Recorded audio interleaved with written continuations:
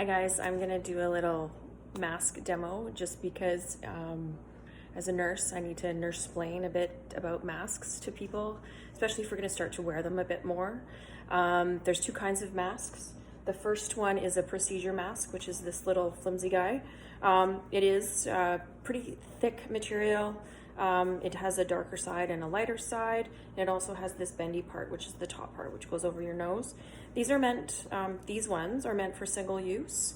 And the idea is that it is either protecting you from viruses that are out, or bacteria or whatever that are out in droplet form, people coughing, people sneezing at the grocery store, that kind of a thing. Or probably what Health Canada is going to aim us towards is wearing these so that the silent spreaders don't spread. And so it keeps the virus inside, even with breathing and speaking.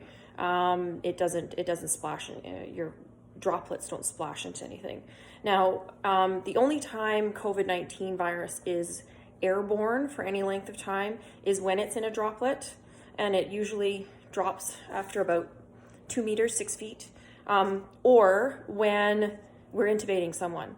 And you have to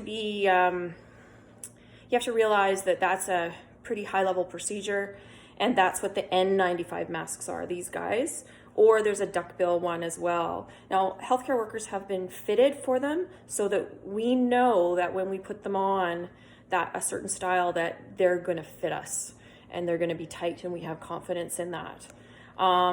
So I'll talk about this one in a sec. This one, if you make this kind out of cloth, use ear loops, don't tie it, it's a bit too awkward. And it needs to fit tight. So a disposable mask like this is really meant for one-time use. If it gets wet on the outside, everything that's on the outside is coming in. If it gets wet and soaked through on the inside, that's not doing its job either. So really, it's not meant for long-term use. So when you pop it on, over the nose, over the ears, you should wash your hands first. Pull this guy down over your chin. Pull this guy, bend that nice and tight around your nose. And you really shouldn't touch it again. That's it. You shouldn't touch it again. It should be tight enough. I mean, this looks like it's a bit baggy, but you should be tight enough that if you took a big breath, you can move the mask. Okay, that means that it's tight enough. Now, you wear this for as long as you need to. If you're the sick person, you're keeping your viruses in. If you're a healthy person or think you're a healthy person, you're preventing germs from getting to your mucous membranes. Now, you still have other mucous membranes, your eyes, which are exposed. So we can't get around that. Just make sure you don't rub your eyes, kind of thing. Don't touch your face, basically. So when you're done wearing this mask and you're in a safe spot where you don't need to wear a mask anymore, you're gonna wash your hands. And I got some alcohol hand wash here. And you're gonna use the alcohol hand wash or soap and water, but the alcohol hand wash until it's dry. Now, you're just gonna use 2 fingers and you're gonna go and get the loops, right? And you're gonna bend over a garbage can and you're gonna drop the mask, okay? So when you put the mask on, those 2 touches that you got, that's it. You're not gonna touch the mask again. And that mask goes into the garbage, and all the viruses on both sides are in the garbage. You don't touch that mask again. This is just a little bit of an annoyance for me. This is crap. Don't do this. This also crap, because you're touching the mask to put it back on your face, or you're pulling the mask down to talk to someone. Your fingers are now contaminated. You're gonna touch something else, your phone, whatever, car keys, and that's where the virus gets transmitted. So off like this, don't touch, down.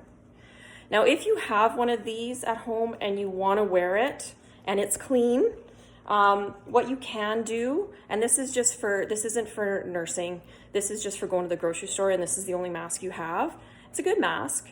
What you can do when you put it on, you're gonna hold it like that, put it around your mouth.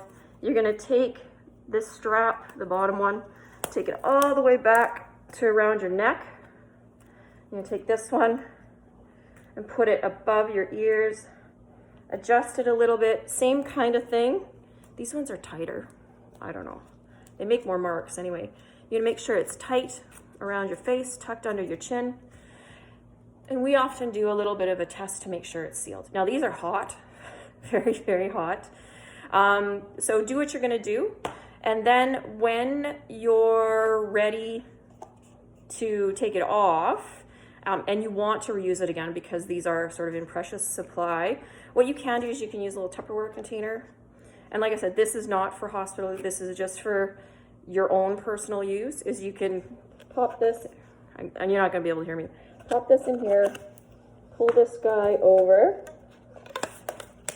Okay, same thing with this guy. Okay, and now you haven't touched, ooh, crazy. Now you haven't touched the mask. I would wash my hands first. So the mask is now sort of suspended in there, and you can just let it dry out. You can put a lid on it if you want, but don't seal it, like it needs to dry out. And then you can use it again. I wouldn't, you're not gonna share it with anybody else. It's yours and yours alone. We use this for our guys at the shop, and because we don't have that many. So we're using it for bigger particulate matter for when we're doing plumbing. So that's about it for masks. Any questions, send me a note.